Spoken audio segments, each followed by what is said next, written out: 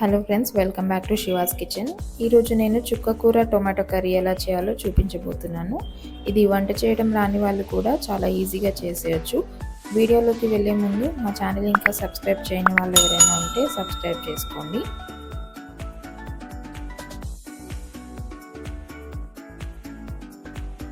ముందుగా stove on చేసుకొని pan తీసుకొని అందులో 2 టేబుల్ స్పూన్స్ ఆయిల్ వేసుకోవాలి. ఆయిల్ వేడయ్యాక ఇందులో తాలింపు గింజలు వేసుకొని కొంచెం కరివేపాకు కూడా వేసుకొని ఇలా ఫ్రై చేసుకోవాలి. ఇవి ఫ్రై అయ్యాక ఇందులో మనం కట్ చేసి పెట్టుకున్న ఉల్లిపాయ ముక్కలు, పచ్చిమిర్చి ముక్కలు వేసుకొని లైట్ గోల్డెన్ బ్రౌన్ కలర్ అయ్యేంత వరకు ఫ్రై చేసుకోవాలి.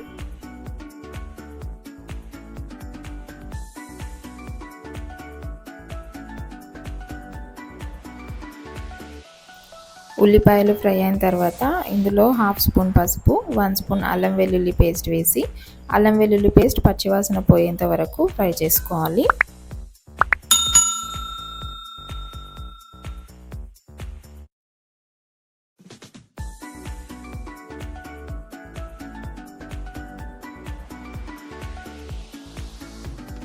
అల్లం వెల్లుల్లి పేస్ట్ పచ్చివాసన పోయిన తర్వాత మనం ఇందులో కట్ చేసి పెట్టుకున్న చుక్కకూరను వేసుకోవాలి.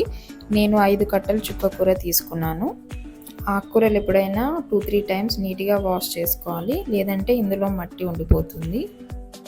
1 నిమిషం మూత పెట్టి ఉడికించుకోవాలి. 1 నిమిషం తర్వాత మూత తీసి ఒకసారి కలుపుకోవాలి. చుక్కకూర ఇలా మెత్తగా ఉడికిపోవాలండి.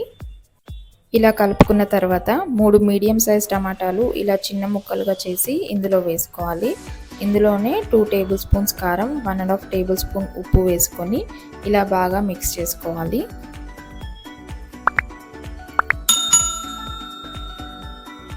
ఇలా బాగా మిక్స్ అయ్యాక 1 నిమిషం మూత పెట్టి ఉడికించుకోవాలి. 1 నిమిషం తర్వాత మూత తీసి ఇలా ఉడుకుతున్నప్పుడు ఇందులో 1 గ్లాస్ వాటర్ పోసుకొని ఒకసారి కలుపుకొని ఒక 5 మినిట్స్ స్టవ్ని లో ఫ్లేమ్లో పెట్టుకొని ఉడికించుకోవాలి.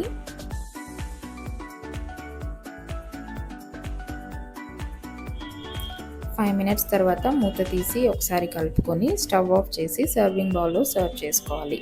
అంతేనండి, చుక్కకూర టమాటా కర్రీ రెడీ. ఇది చాలా టేస్టీ అండ్ ఈజీ రెసిపీ, చాలా ఫాస్ట్గా కూడా అయిపోతుంది. మీరు కూడా ట్రై చేయండి. ఎలా వచ్చిందో కామెంట్స్లో పెట్టండి.